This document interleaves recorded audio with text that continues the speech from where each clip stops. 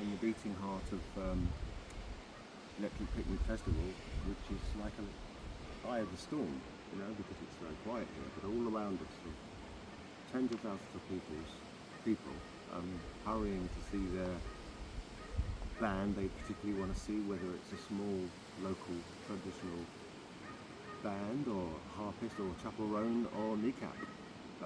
Saw Chapelle Roan yesterday, day before yesterday. Had a chat with a lot of people. Had a chat with Kneecap. I went backstage and found myself in the backstage area of the dressing rooms, and I saw Niall Rogers, who I know from forever. Hey Niall. And I found, I'm in the Kneecap dressing room, got a chat with the guys from Kneecap who'd just been on. And I'd seen them play, and it was very exciting. I didn't really realise the power of their beats. We talked about that, I chatted with them about that kind of thing, and that was great.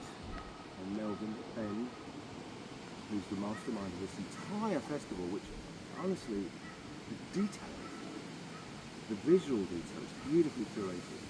You know, at night when it's dark, getting dark, you know, the sun is the gloaming, as we call it, don't we?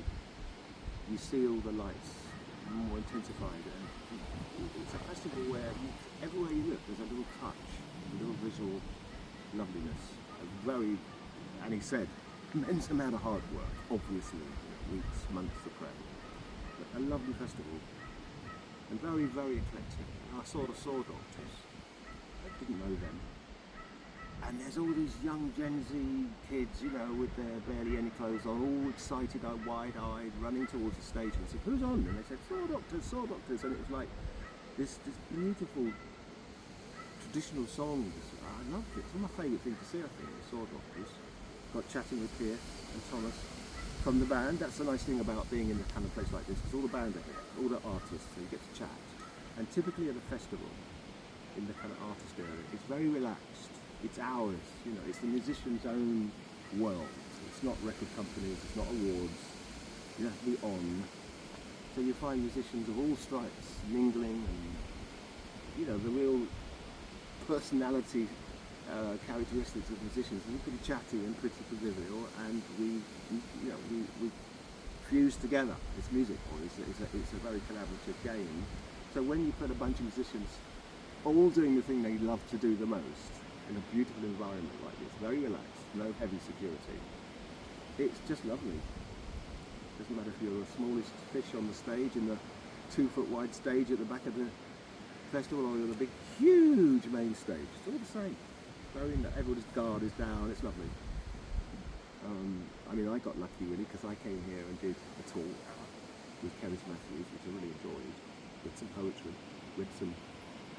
You handed me some Dylan Thomas. Oh, hello, whoa, look at that. That's a happy dog. And lots of dogs here, which is always good. And they're very happy dogs. Good. But yeah, so that little performance of mine, and then I got to spend 3 days just floating around this beautiful festival. And having not been to a festival in a very long time, it was delightful. Absolutely, the whole thing. And I'm now addicted, and would love to go. In fact, I am in 2 days' time, aren't I, doing a similar thing in London at a members club in Soho, so very different atmosphere.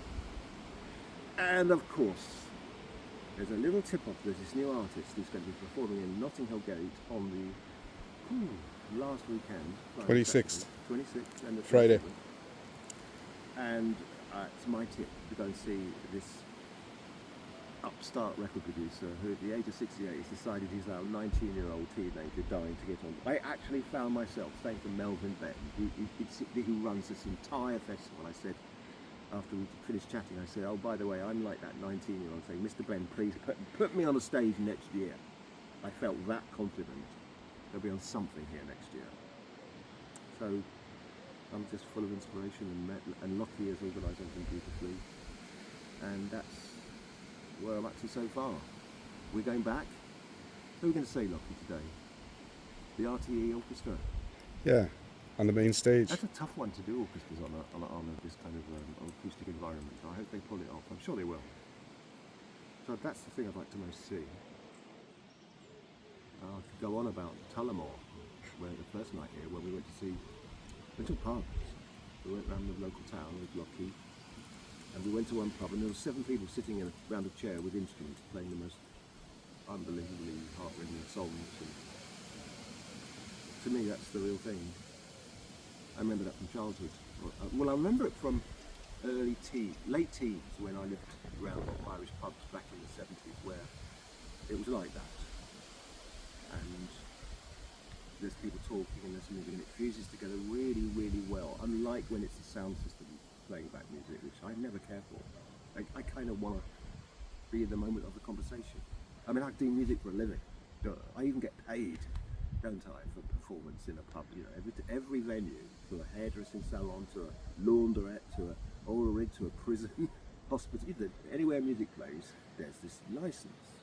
You may have seen these things stuck to the door of some shops that says PRS. They pay a little license for the music they play, and then it gets divvied up with the musicians. So little fractions of a penny come in from everything like that. It's part of what your earning stream if you're a writer or a composer like myself. So it's not very much, but it comes in.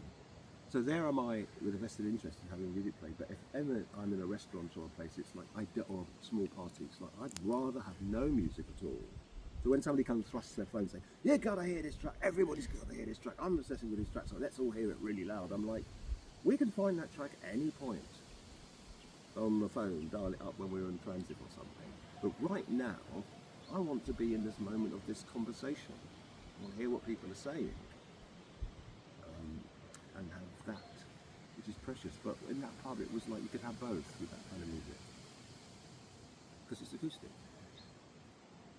So lots of processing going on from the last few days, really.